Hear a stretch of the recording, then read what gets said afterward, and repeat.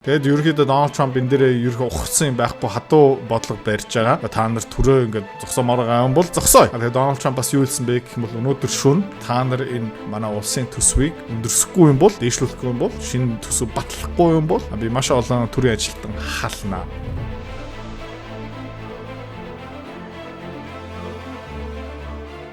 Америкийн засгийн газрын мөнгө дууссан. Өнөөдөр өглөөнөөс ахуулаад US government shutdown болсон. Багш нарын цалин буухгүй байгаа, цагдаа нарын цалин буухгүй байгаа, эрүүл мэндийн даатгал гэх мэт янз бүрийн төрлийн үйлчилгээ төсөвтэй холбоотой зарим зардлууд нь одоо байхгүй болсон. Яг л гэх юм бол Америк улс дотроо Republican нам, ардчлал нам хоорондоо тохиролцож чадахгүй байгаа. За 2018 оноос хойш анх удаа иймэрхүү юм болж байгаа. Хөрөнгөний зах зээл энэ дээр сандарч гэнэ үү гэх юм бол баг зэргийн сандрал байгаа. Гэхдээ одоохондоо бол нэг сүртэй нөлөө байхгүй байна. Яг гэх юм бол хүмүүс юу мэдэж эсвэл уучлаарай хартсан болохоор энэ улс төрчид жоохон жүжиг тоглож байгаа. Энийний дараа буцаагаад гайг болчихно. За тэгээд саяхан нэг сургалт хийсэн. Тэгээд бүтэн сая өдөр. Тэгээд нэг хүн юу асуусан бэ? Эдрээ яагаад ийм их улс төр яриад байгаа юм бэ? Улс төр ярихгүйгаараа чи өөрөө ингээ контент хийж болох юм уу? Болно л тоо. Гэхдээ улс төр бидний амьдралыг тэр чигтээ нөлөөлж байгаа. Улс төрийн нөлөөний доор бид нар амьдарч байгаа. За улс төр дээр би багхан ч гэсэн одоо арга хэмжээ авч байгаа гэсэн үг байхгүй юу? Хүмүүс юмыг тайлбарлаж байгаа хүмүүс зарим хүмүүсийн нүдийг нээж өгч байгаа гих мэдэрчлэн.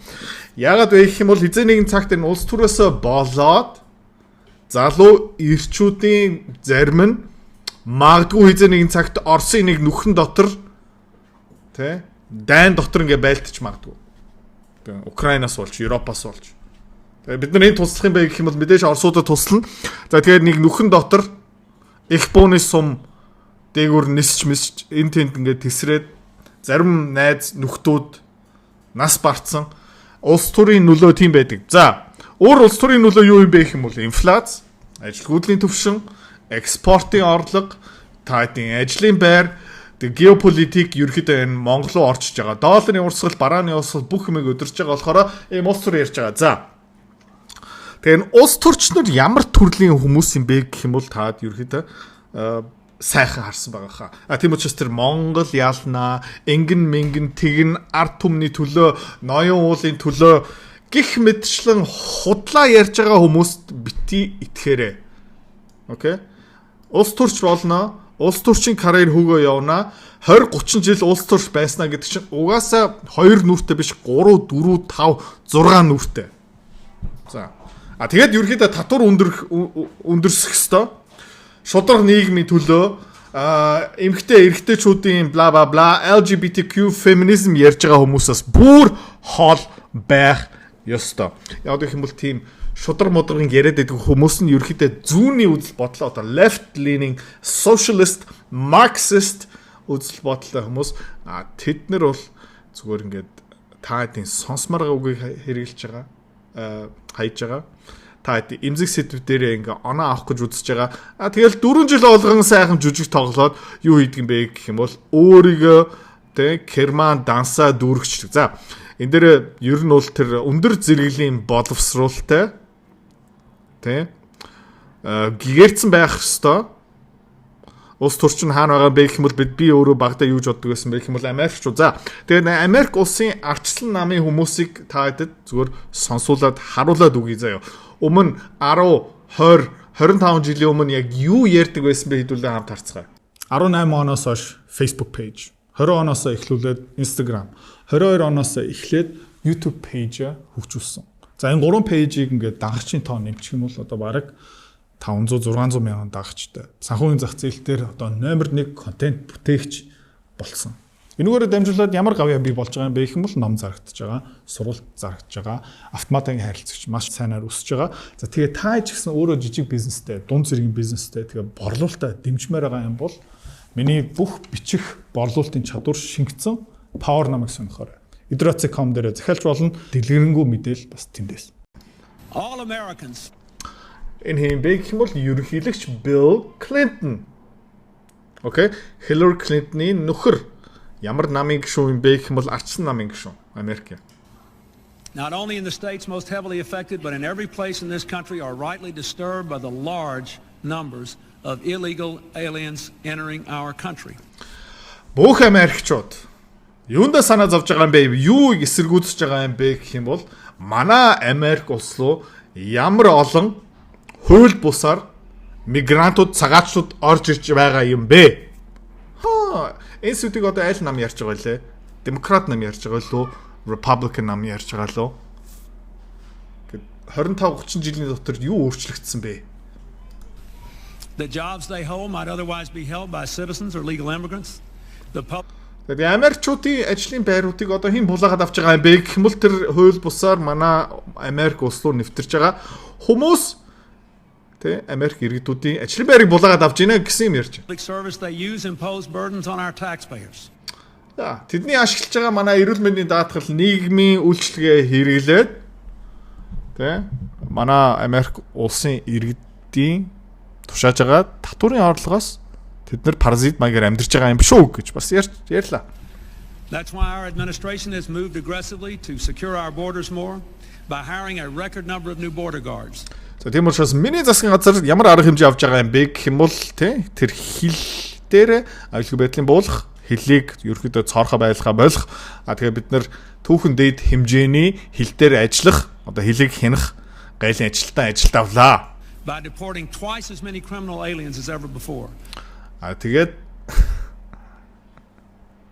өмнөх засгийн газараас 2 дахин их тань хууль бусаар цагаачлуудыг баривчлаад Америкаас хууж байна.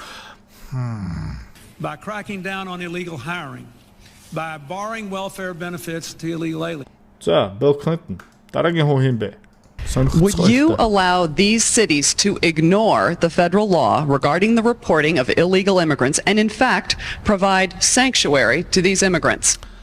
Та бол энэ хотууд одоо юу ярьж байна гэх юм бол Los Angeles, San Francisco, Denver, Seattle, New York.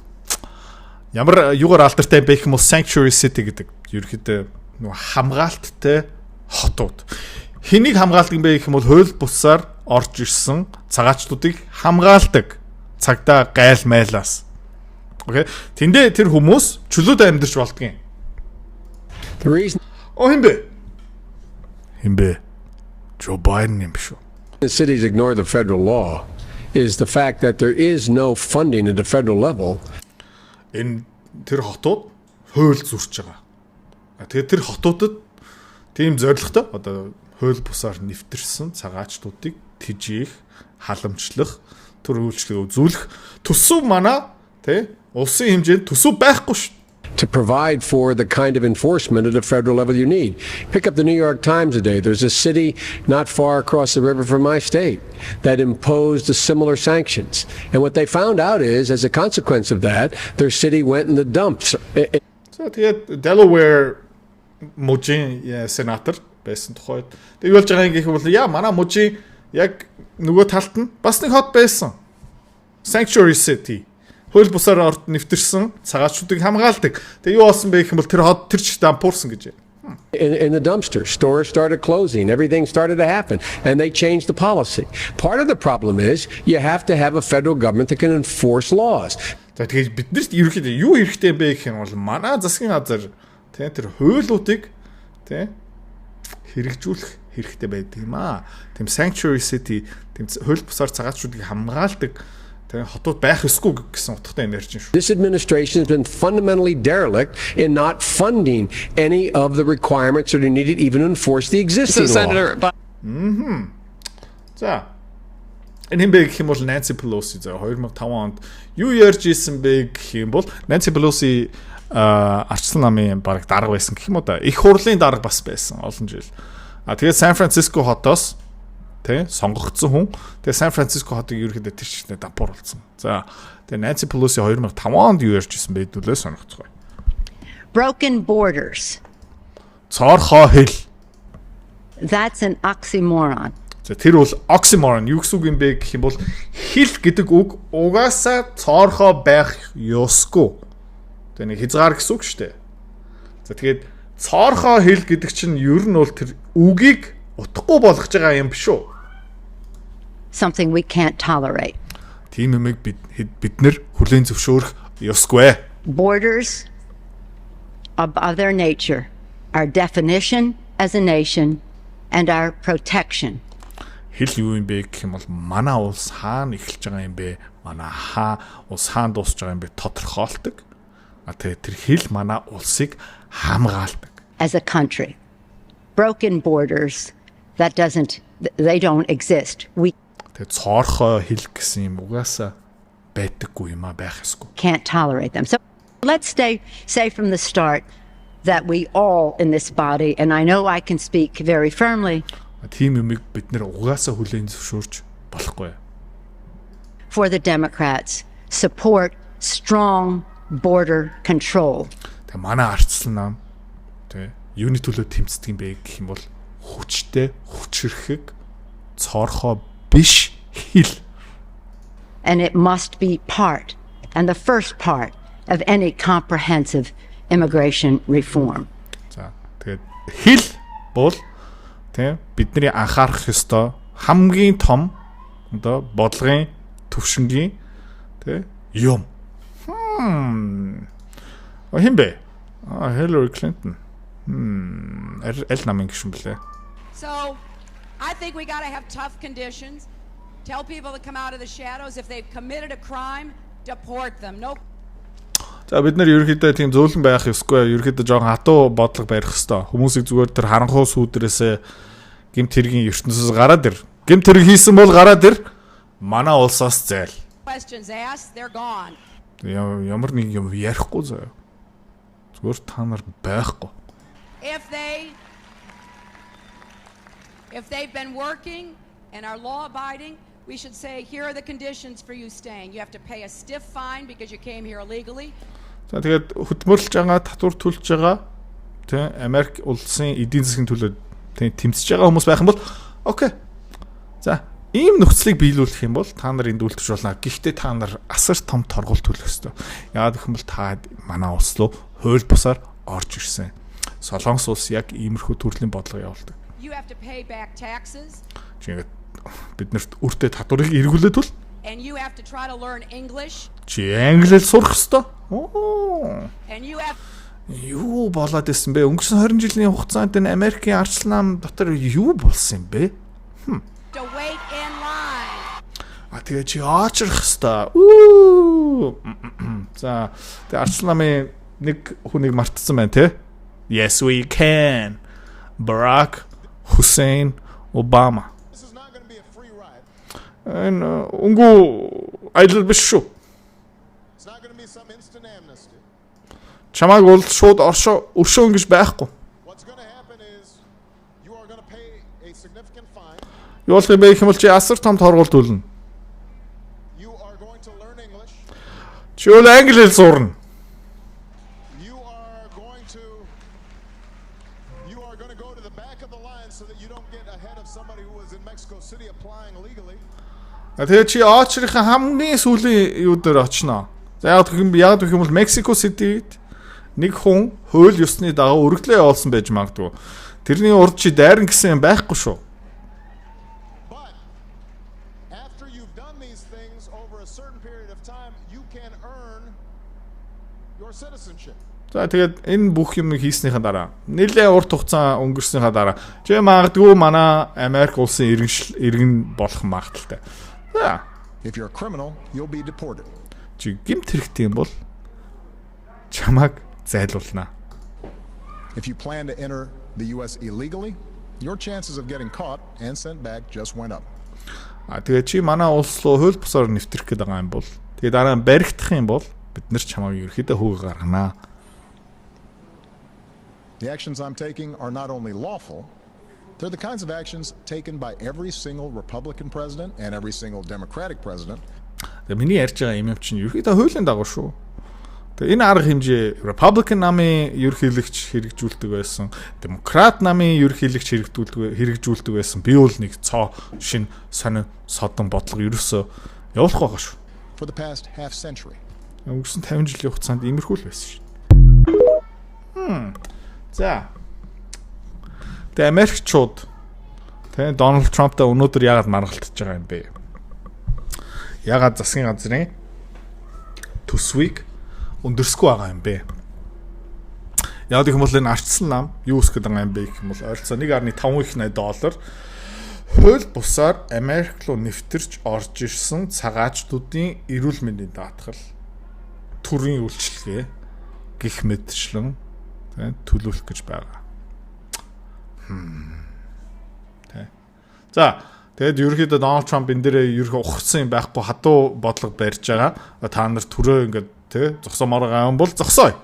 Тэгээд Дональд Трамп бас юу хэлсэн бэ гэх юм бол өнөөдөр шөнө та нар энэ манай улсын төсвийг өндөрсөхгүй юм бол, дээшлүүлэхгүй юм бол, шинэ төсөв батлахгүй юм бол би маш олон төрийн ажилтан халнаа.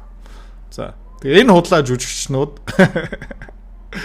жүжигчин гэдэг одоо Дональд Трамп ил харагдуулж байна. Өөрийнхөө Truth Social page дээр бүр асар funny юм хийж байгаа. Тэр нь юу юм бэ гэх юм бол энэ хиймэл ойхонараа эдний яриа мараа ингээд жоохон зассан заа. Энд дээр нэг Mexican sombrero өмсүүлсэн. За яаж маазар шоолж байгаа юм бэ хэдүүлээ сонсцгоё. Coded. Nobody likes Democrats anymore. Хинч арчлам хүн болгоно арчлам дургу болсон. We have no voters left because of all of our woke trans bullshit. Бид нарт ерөөхдөө биднийг сонгодог хүмүүс нь үлдсэгүй яагаад гэх юм бол бид нар тэр woke trans мансын ухрын баасаараа хэтрүүлсэн болохоор. Not even black people want to vote for us anymore. Even За одоо бүр хар хүмүүс биднийг сонгохоо болцсон. Latinos hate us. За бүр ингээ Латин Америк Мексик, Испани гаралтай хүмүүс бас биднийг үзээ яддаг. So we need new voters. Тийм учраас бид нар биднийг сонгодог шинэ хүмүүс хэрэгтэй.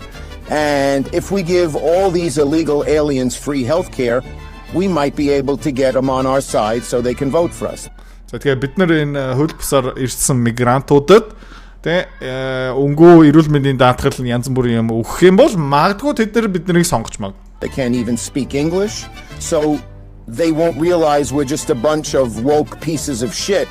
Тэд нар уусаа ямар нэг англи хэл ярьдгүй болохоор бид нар юу хийгээд байгаа юм, бидний юм амар тэнэг woke bullshit хийдэг хүмүүсийг уусаа биднийг анзаарчихгүй, ойлгохгүй. You know, at least for a while until they learn English and they realize they hate us too. За тэгээд ядаж нэг хэдхэн жил тийм байна. Тэгээд бид нэр дараа нь англи хэл сурчих юм бол бидний ямар новшин гарууд юм бэ гэдгийг ойлгож баха. Donald Trump funny. Энэ гар тэгээ энэ Cory Booker заяа. Тэгээ хүмүүс энэ Cory Booker юу гэж дэлдэг юм бэ гэх юм бол Dollar Store Obama гэдэг. За Dollar Store юу юм бэ гэх юм бол бүх бараа ерөөхдөө $1 үнэтэй байсан дэлгүүр байхгүй. Инфляцаас болж ерөөхдөө худлаа болсон. Тэгээ юу гэсэн үг юм бэ гэх юм бол амар хямдхан гэсэн үг байхгүй юу? Супер хямдхан одоо супер нарантуул. Окей. Нарантуулын батуулга гэх юм уу да. Нарантуулын хөрөлсөх гэх юм уу да тий. Зүгээр тэгээ төсөөлч заяа. Тэгээ энэ Dollar Store Cory Booker хүү амар гомдсон. За тэгээ гомдлын сонсцгоё. Disgusting нөгөө тий video. Тэгээд ер нь бол үзэн ядмаар дотор мохоо оргимоор видео тавьсан ерөнхийлөгч Трамп миний тухай. And we're going to continue to make clear bigotry will get you nowhere. Тэгээд бид нар юу гэх юм бэ гэх юм бол иймэрхүү расист, масист юм хол явахгүй гэсэн чи. Энийг Donald Trump бас өөрийнхөө пэйж дээр тавьсан. We are fighting to protect the health care of the American people. Тэгээд би юуны төлөө тэмцэж байгаа юм бэ гэх юм бол Америк иргэдүүдийн эрүүл мэндийн даатгалын төлөө би тэмцэж байгаа. 1 2 3 4 Trump ард нь гой хамтыг болж байна. In the face of an unprecedented Republican assault. Тэгэл Republican хүмүүс биднэрт барыг түүхэнд байгаагүй дайралт хийж байна.